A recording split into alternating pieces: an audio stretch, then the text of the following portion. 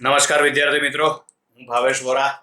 આજના વિડીયો લેક્ચરમાં આપ સૌનું હાર્દિક સ્વાગત કરું છું. યુનિટ 12 થર્મોડાયનેમિક્સમાં પહેલો એમસીક્યુ છે થર્મોડાયનેમિક્સનો પ્રથમ નિયમ ખાલી જગ્યાના સંરક્ષણનું પરિણામ છે. બરાબર, તો એમાં જવાબ આવશે ઉર્જા સંરક્ષણ, એટલે કે સી જવાબ આવશે. પછી આગળ બીજો એમસીક્યુ છે, એમાં 27°C તાપમાને રહેલા વાયુનું એકાએક સંકોચન થવાથી મૂળ દબાણના 1/8 એટલે કે 8મા ભાગનું દબાણ થાય છે, તો અંતિમ તાપમાન ખાલી જગ્યા. ચલો, અહીં પ્રારંભિક તાપમાન T1 બરાબર 27°C છે, એને કેલ્વિનમાં ફેરવો એટલે 300 કેલ્વિન થશે. આપણે T2 શોધવાનું છે. પ્રારંભિક દબાણ આપણે માની લઈએ P1, અંતિમ દબાણ P2 બરાબર P1/8 આવશે, કારણ કે દબાણ 8મા ભાગનું થાય છે. બરાબર છે. આ પ્રક્રિયા એ સમોષ્મી પ્રક્રિયા છે. સમોષ્મી પ્રક્રિયા માટે PV⁴ બરાબર અચળ. બરાબર, એટલે આ રીતે લખાય PV⁴ બરાબર અચળ થશે. પણ આમાં આપણને કદ V આપેલા નથી. બરાબર છે, તો V બરાબર શું લખી નાખો તમે? T/P. આદર્શ વાયુ અવસ્થા સમીકરણ પરથી કદ V બરાબર શું લખાશે? તો કદ V બરાબર લખાશે T/V. બરાબર, અને એમાં સાદું રૂપ આપો એટલે આવું આવશે T⁴ બરાબર અચળ. ચલો, હવે આ સમીકરણ ઉપરથી આપણે આવું લખી શકીએ T1⁴ બરાબર T2⁴ P2⁴ ચલો, આ જે T1 છે એને આના છેદમાં લાવો અને P2 છે એને સામે છેદમાં લઈ જાઓ, તો માટે આમાં આવશે T2/T1⁴ બરાબર P1/P2⁴ બરાબર. ચલો, હવે આમાં T2 ને કરતા બનાવવા માટે અહીં ઘાત કેટલી છે? ગેમા. તો આપણે ગેમા મૂળ લઈ લઈએ, તો માટે અહીં આગળ આવશે T2/T1 બરાબર P1 - P2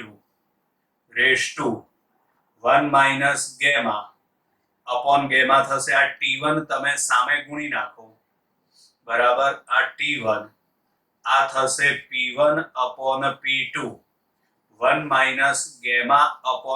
- ચલો, હવે આમાં કિંમત મૂકી દો એટલે T2. અહીં T1 બરાબર તાપમાન લખાશે 300. બરાબર છે. P1 એમના એમ, P2 બરાબર તમે લખો P1/8 એટલે એમાં P1 ઉડી જશે, છેદનો છેદ અંશમાં એટલે 8 આવશે. આ લખાશે 1 - ચલો, ગેમાના બદલે તો ગેમાના બદલે 5/3, છેદમાં આવશે 5/3. આ ઘાતમાં લખવાનું છે. બરાબર, અહીં તમે સાદું રૂપ આપો એટલે થશે T2 બરાબર 300 બરાબર 8. અહીં આગળ બાકી વધશે -2/5. બરાબર, હવે આનું તમારે લોગ ટેબલ પ્રમાણે સાદું રૂપ આપી દેવાનું. પહેલા આવી કોમ્પિટિટિવ એક્ઝામમાં લોગ ટેબલનો ઉપયોગ થતો હતો, કારણ કે આપણે એમસીક્યુ છે 1989 નો. બરાબર, હવે લોગ ટેબલ વપરાતું નથી, એટલે આવી ગણતરી વાળા દાખલા ના પૂછાય. આવા દાખલા પૂછાઈ શકે, બરાબર છે, પણ આવી કોમ્પ્લિકેટેડ ગણતરી પૂછી શકાય નહીં, કારણ કે આ ગણતરીઓ મોઢે થઈ શકે નહીં. બરાબર, આ પ્રકારના એમસીક્યુ હોઈ શકે. હવે આગળ છે એક થર્મોડાયનેમિક્સ પ્રક્રિયા આકૃતિમાં દર્શાવેલ છે. કેટલાક બિંદુઓને અનુરૂપ કદ અને દબાણના મૂલ્યો આપેલા છે. બરાબર, એમાં Pa એટલે એ બિંદુ પાસે દબાણ છે 3 × 10⁻⁴ પાસ્કલ. એ બિંદુ પાસે કદ છે 2 × 10⁻³ બરાબર. પછી Pb એટલે બી બિંદુ પાસે દબાણ છે 8 × 10⁴ અને Vd એટલે ડી પાસે દબાણ છે 5 × 10⁻³ મીટર ક્યુબ. ચલો, આમાં એબી પ્રક્રિયામાં 600 જૂલ ઉષ્મા તંત્રમાં ઉમેરવામાં આવે છે. એ થી બી માં 600 જૂલ ઉષ્મા ઉમેરવામાં આવે છે. બીસી પ્રક્રિયામાં 200 જૂલ ઉષ્મા ઉમેરવામાં આવે છે. એટલે આ બી થી સી પ્રક્રિયામાં 200 જૂલ ઉષ્મા ઉમેરવામાં આવે છે. તો એસી પ્રક્રિયામાં તંત્રની આંતરિક ઉર્જામાં થતો ફેરફાર ખાલી જગ્યા. આંતરિક ઉર્જામાં થતો ફેરફાર શોધવા માટે થર્મોડાયનેમિક્સનો પહેલો નિયમ, આંતરિક ઉર્જામાં થતો ફેરફાર ડેલ્ટા યુ બરાબર ડેલ્ટા ક્યુ માઇનસ ડબલ્યુ. ડેલ્ટા ક્યુ એટલે આપવામાં આવતી ઉષ્મા, તો અહીં આપવામાં આવતી ઉષ્મા 600 વત્તા 200 એટલે 800, એટલે ડેલ્ટા ક્યુ આપણને મળી ગયું. ડબલ્યુ એટલે આ પ્રક્રિયા દરમિયાન થતું કાર્ય, તો પ્રક્રિયા દરમિયાન થતું કાર્ય આપણે શોધી કાઢીએ. ડેલ્ટા ક્યુ તો મળી ગયો છે, પ્રક્રિયા દરમિયાન થતું કાર્ય ડબલ્યુ શોધવા માટે એ થી સી શોધવાનું છે ને આપણે. પરિણામે આને આપણે બે ભાગમાં વિભાજિત કરી દઈએ, એ થી બી અને બી થી સી. એટલે અહીં આગળ લખાય WAB પ્લસ WBC બરાબર. હવે WAB માં પરંતુ WAB સૂત્ર કયું આવશે? P delta V. હવે આ જે AB પ્રક્રિયા છે આ દરમિયાન કદ V અચળ જળવાઈ રહે છે, પરિણામે આમાં કાર્ય આવશે 0, કારણ કે આમાં ડેલ્ટા V અચળ છે બરાબર. સોરી, V અચળ છે, ડેલ્ટા V નહીં, V અચળ છે એટલે ડેલ્ટા V બરાબર 0 થશે. હવે આપણે શોધવાનું બાકી વધે WBC. તો WBC એટલે આપણે લખી નાખીએ P ડેલ્ટા V. ચલો તો હવે અહીં P એટલે દબાણ લખવાનું છે. આ BC પ્રક્રિયામાં દબાણ અચળ છે, કારણ કે સીધી લાઈન છે ને, દબાણ બદલાતું નથી. તો B પાસે દબાણ છે 8 ગુણ્યા 10 ની 4 ઘાત. તો અહીં આગળ આવશે 8 ગુણ્યા 10 ની 4 ઘાત. ડેલ્ટા V એટલે કદમાં થતો ફેરફાર. તો અહીં આગળ D પાસે કદ અને A પાસે કદ. તો D પાસે કદ છે 5 ગુણ્યા 10 ની -3, A પાસે કદ છે 2 ગુણ્યા 10 ની -3. તો માટે બંનેની બાદબાકી કરો એટલે આવશે 3 ગુણ્યા 10 ની -3. 8 તરી 24, ઉપર ઘાત, અહીં ઘાત વધશે 1 એટલે જવાબ આવશે 240 જૂલ. ચલો હવે એમાં કિંમત મૂકી દો. થર્મોડાયનેમિક્સનો પહેલો નિયમ ડેલ્ટા U બરાબર ડેલ્ટા ક્યુ માઇનસ ડબલ્યુ. ડેલ્ટા ક્યુ એટલે 800, ડબલ્યુ 240, બાદબાકી કરી નાખો એટલે આની અંદર જવાબ આવશે 560 જૂલ ડેલ્ટા યુ.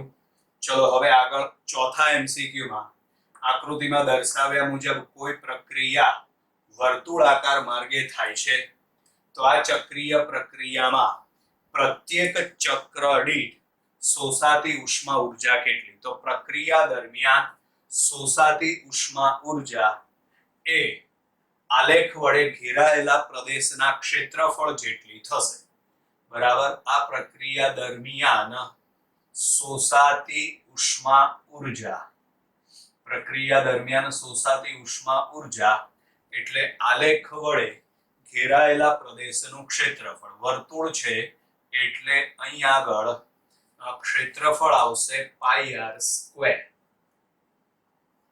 બરાબર.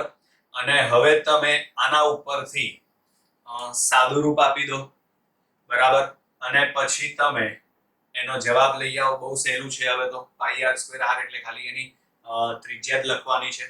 ચલો પછી આગળ છે બરાબર. આ કેન્દ્ર તરીકે સ્વીકારી લો, આ એની ત્રિજ્યા થાય.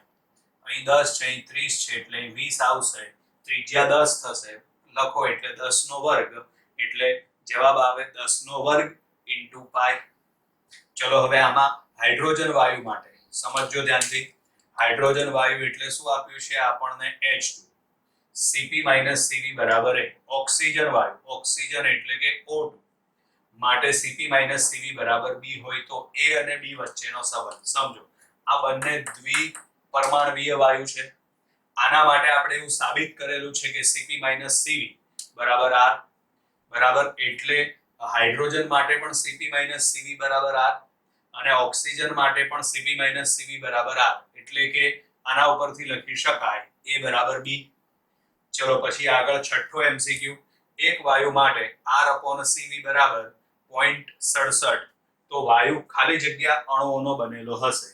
તો અહીં આગળ R/Cv બરાબર 0.67 આપેલું છે, તો માટે R/CV બરાબર 2/3 લખાય. ચલો આમાં તમે CV ને સૂત્રનો કરતા બનાવી દો તો 3 ઉપર જશે, બરાબર 2 છેદમાં જશે, એટલે CV બરાબર 3R/2. CV ની કિંમત 3R/2 કયા વાયુ માટે આવે? તો આ આવે એક પરમાણુવીય વાયુ માટે. એટલે આનો મતલબ એમ થાય કે વાયુ એક પરમાણુવીય છે, બરાબર એક પરમાણુવીય અણુનો બનેલો છે એવું કહી શકાય, બરાબર. આમ અહીં આગળ આપણે યુનિટ નંબર 12 ના 6 MCQ પૂર્ણ કરીએ છીએ વિદ્યાર્થી મિત્રો. Bye bye.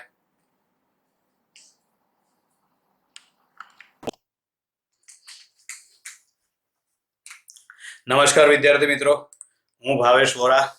આજના વિડિયો લેક્ચરમાં આપ સૌનું હાર્દિક સ્વાગત કરું છું. સૌથી પહેલા તો એક વાત કહી દઉં, જો તમે મારી YouTube ચેનલ ભાવેશ વોરાને સબસ્ક્રાઇબ ના કરી હોય તો એને જલ્દીથી સબસ્ક્રાઇબ કરી દો, જેથી કરીને નવા વિડીયો માટેની નોટિફિકેશન તમને મળતી રહે.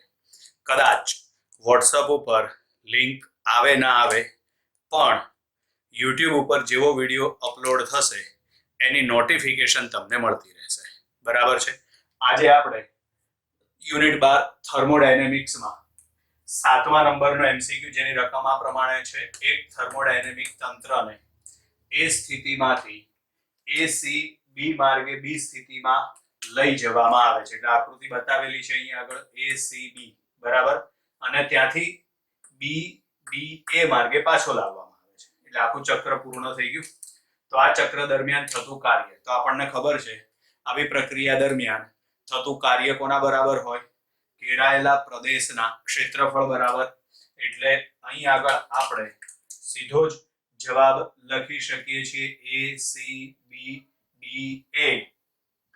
માર્ગ વડે ઘેરાયેલ પ્રદેશનું ક્ષેત્રફળ, બરાબર છે. ચલો ત્યાર પછી આગળ છે 8મો MCQ.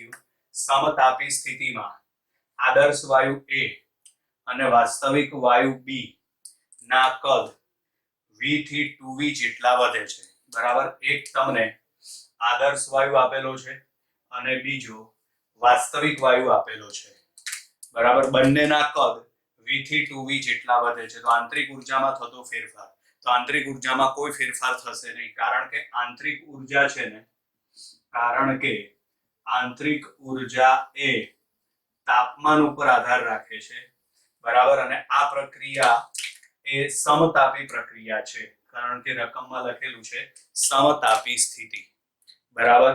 ચલો હવે ત્યાર પછી આગળ 9મા MCQ માં છે 40 જૂલ આંતરિક ઉર્જા ધરાવતા વાયુઓના તંત્રમાં 110 જૂલ ઉષ્મા ઉમેરવામાં આવે છે તો તેના વડે થતું કાર્ય ખાલી જગ્યા. એટલે આપણે કાર્ય W શોધવાનું છે. થર્મોડાયનેમિક્સનો પહેલો નિયમ લાગુ પાડી દો તો થર્મોડાયનેમિક્સના પહેલા નિયમ અનુસાર ડેલ્ટા U બરાબર ડેલ્ટા Q માઇનસ W. આપણે W શોધવાનું છે એટલે W ના સૂત્રનો કરતા બનાવી દો તો delta Q minus delta U. Delta Q એટલે આપેલી ઉષ્મા, તો આપેલી ઉષ્મા છે 110, ડેલ્ટા U એટલે આંતરિક ઉર્જા છે 40, બરાબર. માટે જવાબ આવશે 70 જૂલ. ક્લિયર? ચલો 10મો MCQ જેની રકમ આ પ્રમાણે છે. નીચેનામાંથી કયું થર્મોડાયનેમિક વિધેય નથી? એના ઓપ્શન છે એન્થાલ્પી, થયેલું કાર્ય, ગિબ્સ ઉર્જા અને આંતરિક ઉર્જા. તો આની અંદર જવાબ આવશે થયેલ કાર્ય. પછી આગળ છે આદર્શ કાર્નોટ એન્જિનની કાર્યક્ષમતા 40%. પહેલામાં 40% આપી છે. ઉષ્મા પ્રાપ્તિ સ્થાનનું તાપમાન 500 કેલ્વિન છે. જો ઠારણ વ્યવસ્થાનું તાપમાન અચળ રાખીને તેની કાર્યક્ષમતા 50% જોઈતી હોય તો ઉષ્મા પ્રાપ્તિ સ્થાનનું તાપમાન કેટલું રાખવું જોઈએ? એટલે આમાં બે પરિસ્થિતિ આપેલી છે. એમાં જે પહેલી પરિસ્થિતિ છે એના ઉપરથી આપણે ઠારણ વ્યવસ્થાનું તાપમાન શોધી કાઢીએ. ઠારણ વ્યવસ્થાનું તાપમાન શોધવા માટે કાર્યક્ષમતા η1 બરાબર 1 માઇનસ T2/T1 આવશે. η1 એટલે કાર્યક્ષમતા કેટલી છે 0.40, એટલે 0.4 લખાશે 1 માઇનસ T2 એટલે ઠારણ વ્યવસ્થાનું તાપમાન, T1 એટલે ઉષ્મા પ્રાપ્તિ સ્થાનનું તાપમાન 500. આને સામે લઈ જાઓ એટલે અહીં આગળ આવશે T2 upon 500 બરાબર 1 માઇનસ 0.4. 1 માઇનસ 0.4 એટલે 0.6 લખાશે બરાબર. આને તમે લઈ જાઓ ગુણી કાઢો એટલે T2 તાપમાન કેટલું આવશે 6 પંચા 30 એટલે જવાબ આવશે 300 કેલ્વિન. આ ઠારણ વ્યવસ્થાનું તાપમાન આપણને મળી ગયું બરાબર.